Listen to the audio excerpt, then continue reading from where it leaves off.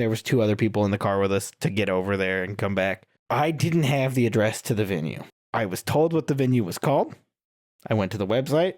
I pulled up the address and I showed it to my wife. I said, "Is this the address to the venue we're going to for this wedding?" And she said, "Yes, that is it." I'm going to throw her under the bus immediately, or under my Toyota, because I said, "Are you sure?" And she said, "Yes, that's the address." And I was like, "All right, let's go." And the 4 of us get in the car and we're driving along. And then it's like, "Take a right." And I was like, "That's a really gravelly looking road. All right, it's a wedding venue. They're in weird spots." And we're going. And then the road turns into mud. And it's slippery and it's splashing all over. And I'm like, "It says it's up here." And then the people in the back are like, "We turned our GPSs on. We're not in the right place. This should be all highway." And I was like, "Cool. Okay." So eventually it just says, "You're here. We're not here. We're in the middle of mud." Oh, yeah. Google's, yeah. We were like, "Okay, somebody from the back hand me their phone and it will keep directing us." So I was like, "All right, we're getting there off-road and hardcore through this mud." Eventually we get to the end of this mud road and there's a train and we're delayed by this train.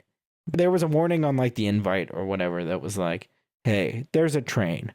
Account for the train to delay you." And I was like, "What are the chances we actually hit the train delay?" The chances very high, because that thing drove by while we were at the wedding no less than 38 times. I realized what the issue was with the GPS on how to get there. When I copied it from the website, when I just hit like go, it didn't put in the street address. It just put the street into the GPS. And I showed that to my wife and she was like, "Yep, that's it." And I was like, "Okay." And then we went, because I didn't know where we were going. So it is your fault. Yeah. So it's entirely her fault for not verifying with me. Oh, boo. Blame the woman. Right under the wheels of the Toyota. She's not even here to defend herself. Entire side of my car brown. I got out and brushed against it. The entire leg of my pants brown. Nice.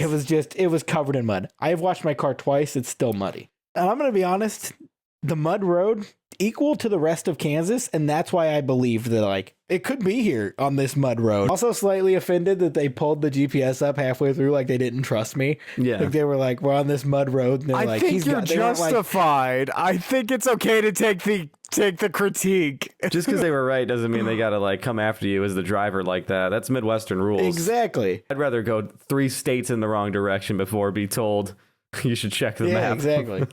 You both are Exactly. broken.